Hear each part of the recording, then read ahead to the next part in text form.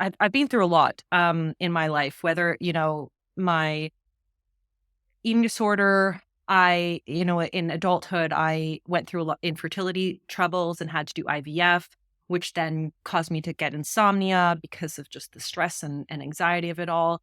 So, all of those things have been devastating and hard. And I've had to relinquish a lot of control. And as again, a perfectionist, type A, anxious prone person, control has been a driving factor in a lot of my challenges in life. And so I think motherhood has softened me and forced me to let go of a lot of control.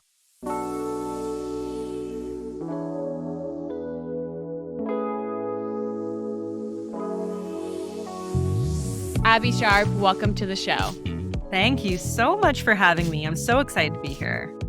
We are so excited to have you. For those who don't know, and I'm honestly going to read this off of my notes because you've done so much that I want to make sure that I can get this all.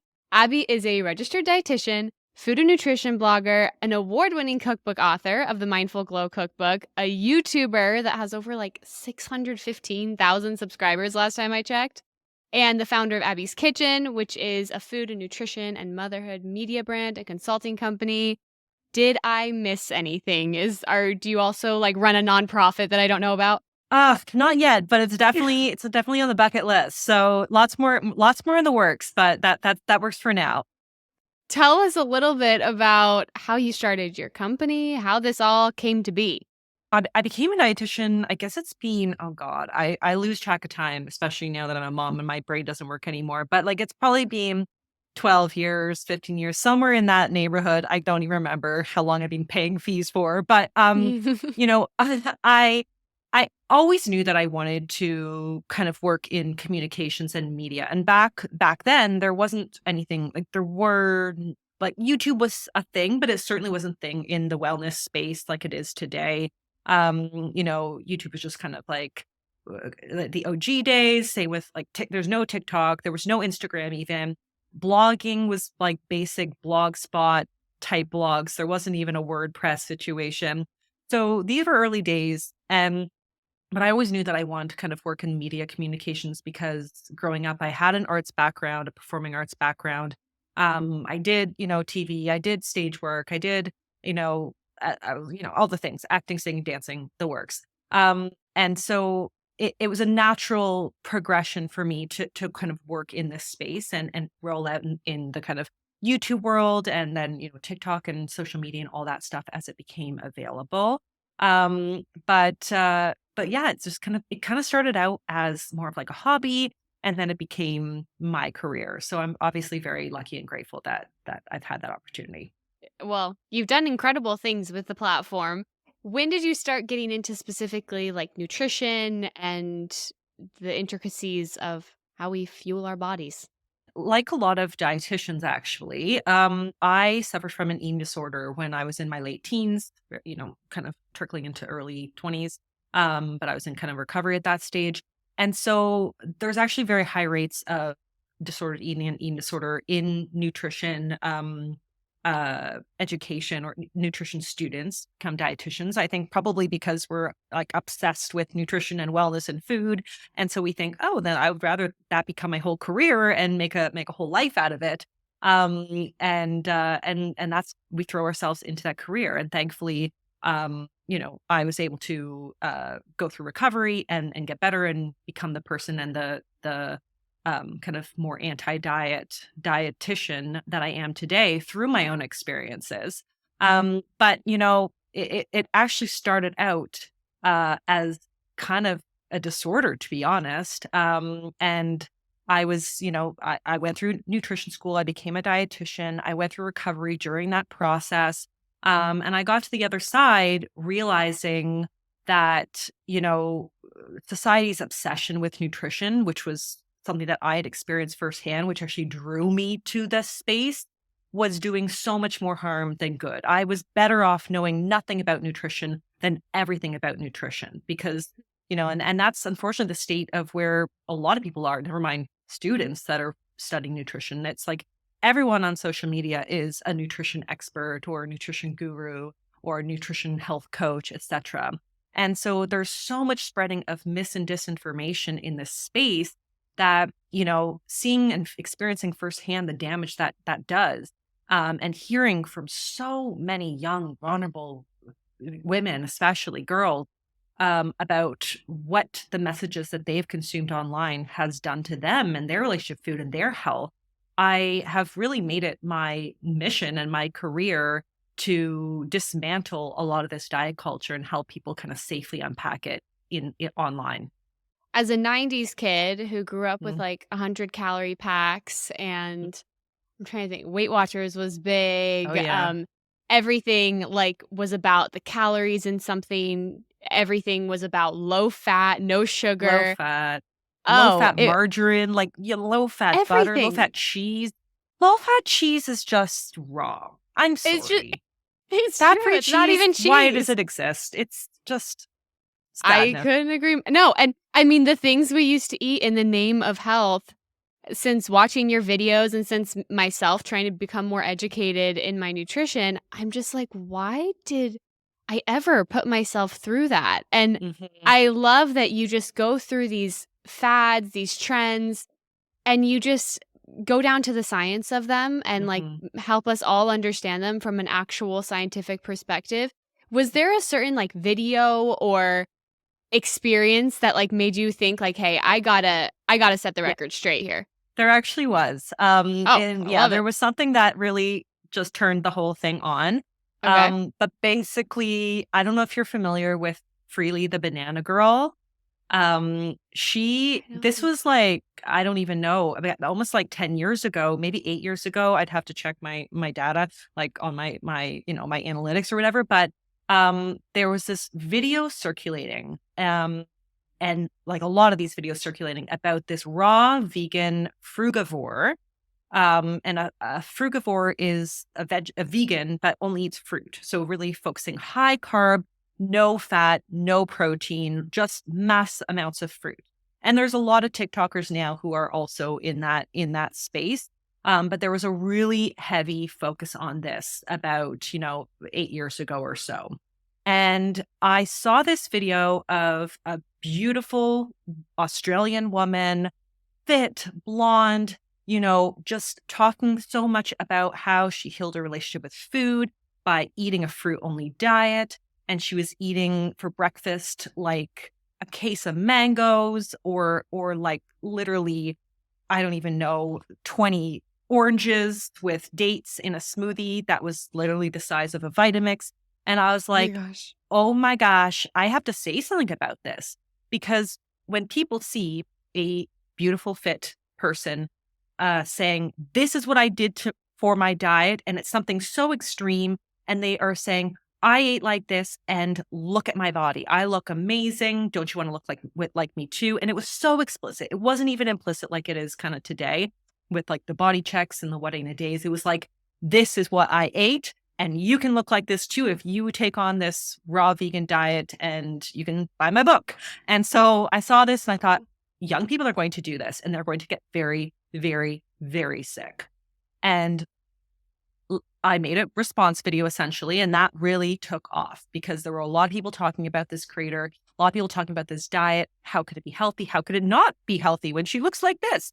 And so that's what kind of took up that's really what set my career in motion, was that what I in a day review. And then that kind of became part of one of my kind of usual formats for my YouTube videos. That's so interesting, and thank you from all of your fans for doing that, because truly there there is so much information out there, and there are so many influencers and people who, you say this a lot, like, their genetics are just made up in a certain way that they look a certain way, and we could all eat the same way and we're all going to look different. And it is, like, so dangerous for these young, impressionable people to be watching these videos thinking, "Oh, if I just eat exactly like them, I'm gonna look like them." And a lot of times they're not eating enough, they're not eating the right Yep. things, Yep. and it's just dangerous. And the other point is that I think, what people don't notice or realize is that social media is not real life. It is a Yeah. highlight reel. It is heavily curated. It is heavily edited.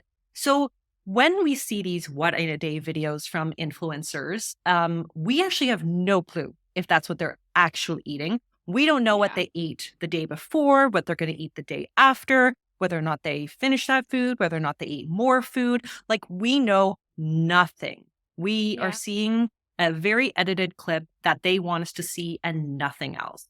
So I think it's really important that people who are watching this content be, critical consumers, knowing that we know very little about what's going on behind the scenes. And it really doesn't matter ultimately because they're different than you, you're different than them. And Yeah. so that's one of many reasons why we shouldn't just be copying people's diets without doing kind of any research or thinking about it in the context of our own needs. Yeah, absolutely. And honestly, I mean, I love what I eat in a day videos just for like recipe ideas. And I think Hmm. it's really interesting to see like how different people nourish themselves. And I think if you're Hmm. looking at it from a standpoint of like ideas or inspiration, totally fine. And there is Yep. definitely a space for it. The Yep. problem comes when you try and follow it to a T. And like you said, the people that are posting it probably don't even follow it to a T. So Exactly. Yeah, no, just, I love what I made too because I was like, oh, that's like, you get to see in real time people making recipes that aren't just like perfect hands and pans kind of yeah, style. Like it feels more yeah. real and therefore like, oh, I can do that. But yeah, when it becomes a prescription for how another person should eat, it's definitely problematic. Yeah, absolutely. Well, you've had a lot of experiences throughout your life. You talked about an eating disorder. You have built this successful company. You've interfaced with a lot of influencers, probably had a lot of feedback from that. Mhm. What throughout all of your life so far has been, and I'm going to do this in a two-part because you have two expertises. What has been the best advice that you've gotten about fitness and nutrition and feeding your body? And also I'll ask the best advice from a more personal standpoint as well. So personal, I would say, I mean, there's a lot of really important things because, I'm a business owner, I'm an entrepreneur. And, just as my personality, I'm a type A perfectionist. And that's something that I've really always struggled with. So, I've talked a lot about my channel, about my own mental health experiences and journey. So, obviously, I suffer from an eating disorder, but I've also suffered from anxiety my whole life. And that's manifested itself in different ways, including my eating disorder. But a lot of that centers around this idea of being a perfectionist and a people pleaser and very type A. And I remember when I was in university, I think, maybe even grad school, and my father, who's also, I would say, a perfectionist and academic, he said to me, though, he said, Abby, if you expect yourself to always be on this top tier pedestal, you will have nowhere left to grow. You will always just, where are you going to grow from here? And I think that that always stood with me. It really clicked with me, and helped me kind of like let go of some of these perfectionistic tendencies. It's really helped me take risks. It's helped me allow myself to make mistakes and learn from them and just to do scary things. I mean, just as an example, me even taking on this career was a very scary jump for me because I was actually on a full scholarship to go through my master's and PhD in the sociology of food. I had everyone rooting for me because I had a very prestigious scholarship behind me. I was the top student in my graduating class as a dietitian in nutrition school.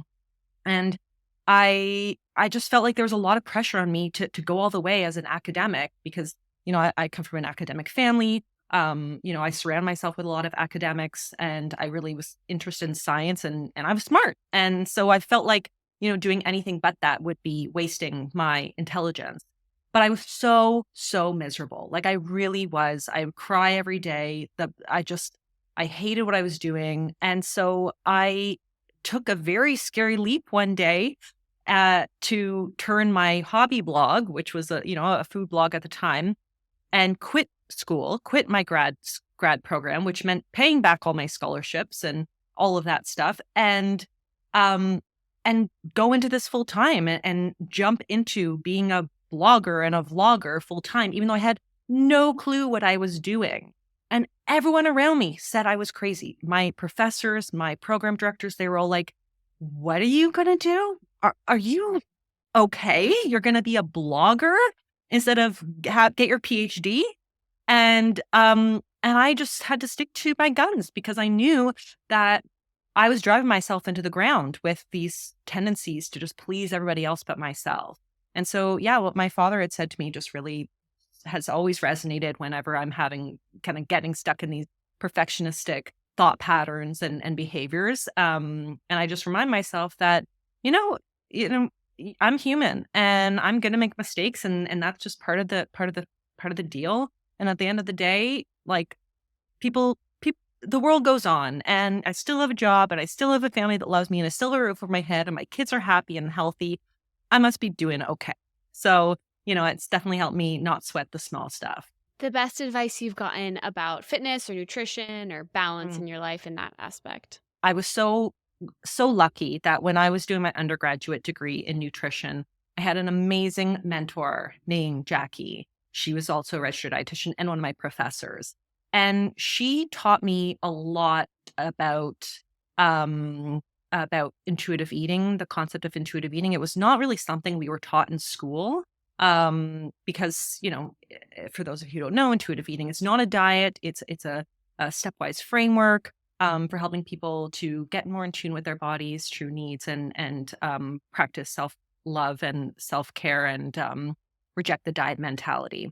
And so I think having her there to kind of guide me through these tenets of intuitive eating while I was still kind of holding on to diet culture and some of my past disordered eating ways was so important for my own recovery and helping me to almost shed this obsession with nutrition. And I actually took a break after I finished after I graduated, I became a dietitian. I was almost so like, I wanted to just rebel a little bit against the whole system. And I kind of took a break off of writing anything related to nutrition. I became a strict food blogger. So I was going to restaurant events, media openings. I was eating tacos every night and drinking cocktails every night. I wanted nothing to do with nutrition. And that was a really good way for me to kind of reset my relationship with food. And to kind of just get better perspective on what actually matters and learning how to better listen to my body and fuel my body without that nagging voice always saying, "Oh, that's too many calories or that's too high in fat or too many carbs, etc." So just teaching me a little bit about how to listen to my body was really, really important. And that's something that, of course, now on my own channels has become a really big focus of my work. I love both of those stories, both of those pieces of advice. I am also quite a type A person, and I feel like sometimes if I don't do it perfectly, it's not even worth doing it at all. Hmm. And so I Hmm. do love that advice because if we were doing everything perfectly, our lives would probably be over because that would just be Yeah. the end. The You're whole you're done. point You're is good. to grow. Yeah. Exactly. I Yeah. know. Doing And great. life becomes very boring when you eventually reach like basically you've got two choices. Life is very boring because you're perfect, or you're miserable because you're trying so hard to be perfect. And neither of those seem like very good lives to me. So I've just kind of accepted I'm gonna live in the gray and make mistakes and try to have fun in the process. I love that. I love that. Do you have, and this is kind of similar to the best advice you've gotten, but from your perspective, do you have a biggest lesson that you've learned through one of the hardest times of your life thus far? I've been through a lot in my life, whether, my eating disorder. In adulthood, I went through a lot infertility troubles and had to do IVF, which then caused me to get insomnia because of just the stress and anxiety of it all. So, all of those things have been devastating and hard. And I've had to relinquish a lot of control. And as again, a perfectionist, type A, anxious prone person, control has been a driving factor in a lot of my challenges in life. And so I think motherhood has softened me and forced me to let go of a lot of control. And, the IVF infertility process was just kind of like the introduction to better learn how to not be able to control everything, because it's like, it doesn't matter how hard you try or how perfect your diet or how perfect, how healthy you are. At the end of the day, I was still not in control of my fertility, or at least that's what it felt like at the time. We put the money into the IVF, and I did the work, and I did the acupuncture, I took the supplements, I took the drugs, I was there every morning. And it was like, I still wasn't getting pregnant. And so I think you just realize that, the universe does things its way, and you can't have full control. And if you want to pretend to have full control, you're going to be miserable just trying to hold on to that control, because eventually the balls will drop. And when I had kids, the balls dropped. And I, used to be a very, very, very organized, always on top of everything, always on the A game. And then I had 2 kids, and my team can attest to this, that a lot of things, just my brain doesn't function the same way anymore. And there's just so many things that I'm trying to juggle. And I just had to kind of let go of that need to control every single little aspect of my business, of my kids, of my life, etc. And my body is as well. So, I just kind of had to set, enough is enough, is, good enough is good enough, basically, is what I've come to realize in a lot of this. And it's just been really good for my mental health to come to that realization, because I've been able to relinquish a lot of pressure that I used to put on myself to do everything perfectly, to be the best mom, to be the best wife, to cook the most elaborate meals. Now I'm like, whatever, we can Uber, or like we can throw a rotisserie chicken in the microwave, and that'll be good. That'll be great. And I feel good about that. So yeah, I mean, I not everyone can obviously like just have kids in order to help themselves relinquish control, but I do think that coming to that realization earlier on in my life would be very, very, very helpful. Yeah. Hey, and the kids will still survive with the takeout. Yeah, they're And good. They don't care. That like my kids, they're not going to think any different of me if I give them a rotisserie chicken versus bust out my Ina Garden book and no, roast one from scratch, right? So at the end of the day, the kids will be all right, the kids will be all right and you will be all right. and I I'll be love all in right.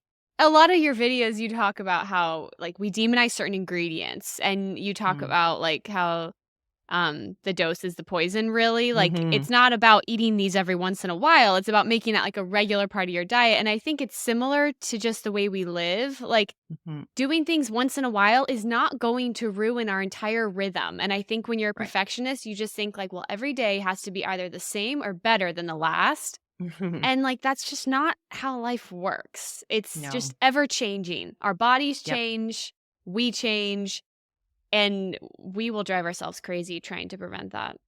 Exactly. I mean, especially because we're not the only people in our own universe, so that we're constantly interacting with other people, other places, and that's going to change the dynamic of everything in our life.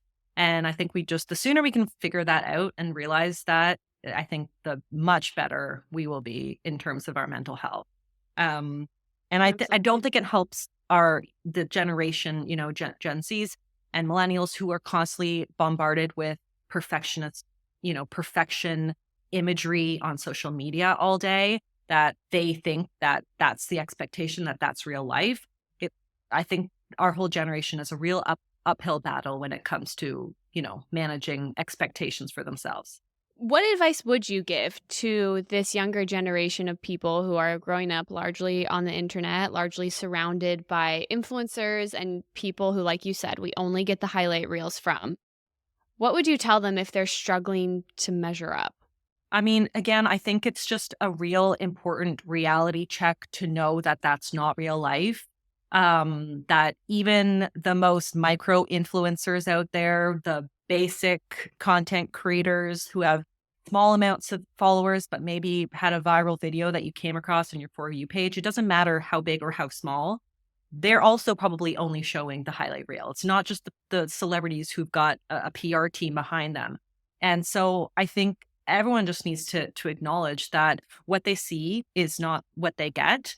And to take breaks. Honestly, if something is not serving you, if social media is causing you to feel a lot of social comparison and increasing your anxiety, which research suggests that it is, and research also suggests that it is increasing disordered eating behaviors and beliefs, take a break. Like, it's not worth it. It's not serving us in a lot of ways. And I think there are just better ways to get our information and knowledge and education.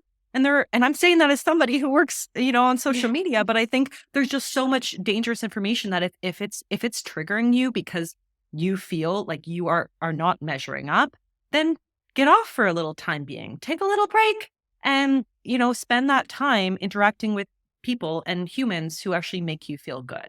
And that's one of the reasons I actually love podcasts, is because you can kind of curate the messages that you're hearing and seeing a little bit better than you can on something like, TikTok or Instagram or something like that, where things are kind of being pushed to you.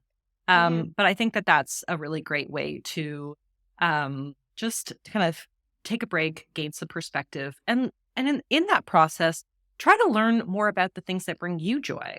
Whether that's actual like human interaction, a hobby, a sport, just spending time with your family, watching TV, etc. I think there are a lot safer places to get our entertainment, especially when we're feeling like it's not serving us.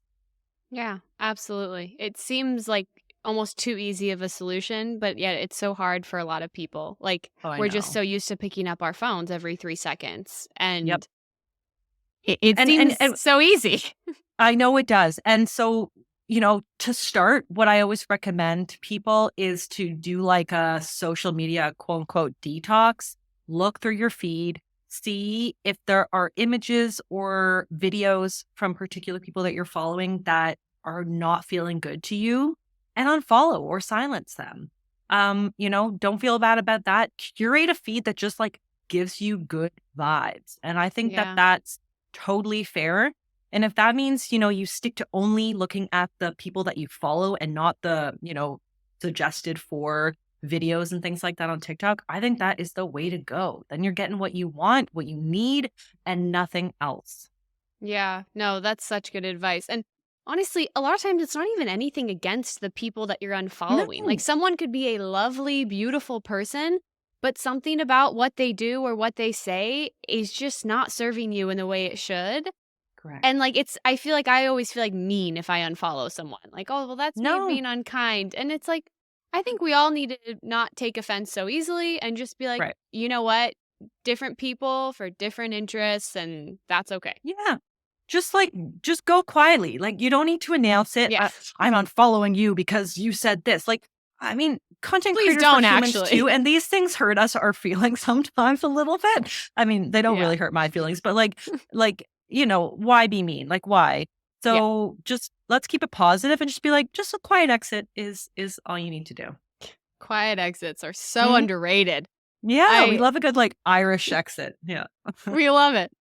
Irish goodbye. Okay, last piece of advice that you would give to someone about this is, at least from what I've gathered from your videos, what I've really learned is just about like having balance in life. And I Mhm. think that is something so many people struggle with. We either go 100% one way or 100% the other. Either it's like we're super healthy and super into these diets, and then we spiral and we get out of them because we went too ham at the beginning. So, Yeah. what advice do you have to someone who is on this beginner's journey to finding balance in their lives, whether that be through nutrition, exercise, balance in general? Yeah, it is such a hard thing because we are constantly bombarded with these messages of the extremes, like the carnivores or the raw vegans or the like calorie counting versus intermittent fasting. Like it's like diet has become on par and just as controversial as religion and politics and divisive as those concepts. So it is very hard not to go all in, Yeah. but what my experience shows is that, and I can tell you from there's lots of data on this too, that if you go too hard too fast, you burn out, you quit, and then you start all over again. There's no Yeah. point in that. So when it comes to diets, I mean, it doesn't even, whatever you want to call it, diet, lifestyle, how you're eating, etc. I always say, if you can't picture yourself doing this for the rest of your life and be really honest with yourself, you shouldn't even start it. There is no point in taking a diet where you're like, why do we have to do this for 30 days? If a diet says it's only 30 days or like 20, 14 days or whatever, run. That's going to do nothing for you ever, ever. I don't even care if you have like a wedding coming up. What is the point of that? Like, really? Then you've got a dress that doesn't fit you for the rest of your life that you just spent $300 on.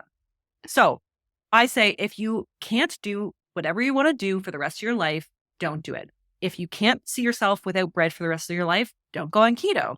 If you can't do without, like cupcakes or whatever, chips or whatever, then, you've got to build those into your day. If you like your coffee with lots of cream, uh, don't let anyone tell you that you need to have it black, because you are going to be miserable and you're not going to keep it up. So that's really why I developed my framework called the Hunger Crushing Combo. So this is basically an additive approach to nutrition. It's not restrictive. So we're not taking things away. We're always adding it to the diet. And what this does is it takes you out of what we call scarcity mentality, and it puts you into the state of abundance where we're not constantly thinking about restriction, and therefore you're not feeling the need to overeat and binge and throw in the towel and start all over again. The cycle repeats. So if you love chips, no problem. Why don't we add some, fiber, protein, healthy fats, those are the hunger crushing compound, to those chips to make it a more satiating and satisfying snack. And typically what ends up happening here is that we kind of edge out some of the less nutritious ingredients or foods in our day without us feeling like we're restricting ourselves. So, I mean, that's been really helpful for a lot of people. I get a lot of great feedback on the Hunger Crushing Combo because, again, people have been dieting and restricting and cutting things out. And now all they need to do is think about, all right, how do I build a balanced meal that's actually going to satisfy me physically and also emotionally as well? I've tried to focus on the hunger crushing combo a lot in my meals, and it's so helpful because I feel like you realize that it's not that you're eating like the wrong foods, you're just not eating the right foods, really, if that makes sense. You Exactly. And know? I think that's the mindset shift. That's the real paradigm shift that people need to go into. That I need to think about what are the foods that are actually going to serve me, rather than Yeah. what are all these bad foods that I can't have, because we're like teenagers, right? You tell us you can't have something. What are we going to do? We're going to do it anyway. We're going to definitely sneak it. We're going to like, wear the tube top to school and then like take the sweater off. Like, I mean, that's what I It's did when I so was in high true. school. Yeah. Oh, it's so true. Our brains are actually pretty predictable, and I think when we get scared that we're not gonna be able to have something, we want it that much more. Correct. Correct. Yep. And even just the thought of of not having something, we see all the time. It's called like the last supper syndrome or the last supper mentality, where diet starts on Monday, so the thought of you not having all the things that you want, you go crazy, you binge, Yeah. you're just like, all right, I got to eat all the chips and I got to eat all the ice cream, and you just go crazy before the diet starts, because diet Yeah. starts tomorrow. And so just that thought of restriction is enough to trigger overeating and a binge. Yeah. No, I think that's such a beautiful non-diet diet, and I think, Yeah. it helps a lot of people, like, heal their relationship with food. Yeah. You have shared wonderful wisdom, as I knew you would. I was so excited. I'm like, "Abby's coming on my show." This has been a wonderful conversation, and I know that it will help a lot of people. And thank you so much for joining us. We want to be able to support you. And for those who weren't familiar with your work, who are listening or watching, where can they follow you? Where can they go to find out more? Yeah. So I'm at Abbeys Kitchen, Abbeys Kitchen, and on all platforms: TikTok, Pinterest, Instagram, Facebook, Twitter. I don't even know what else. And then it's abbeys.kitchen.com. And then also at Abbeys Kitchen for YouTube. And I've got tons of videos. You can search literally anything, anyone. I've probably talked about it. Her videos are wonderful. They are informative and they get down to the science and the facts. So you don't even have to wonder if it's just marketing jargon. Mhm. I would highly recommend everyone watch it. Abby, thank you so much for joining us. My pleasure. Thank you. And for everyone watching and listening, don't forget to subscribe to The Shift. And thank you so much for tuning in.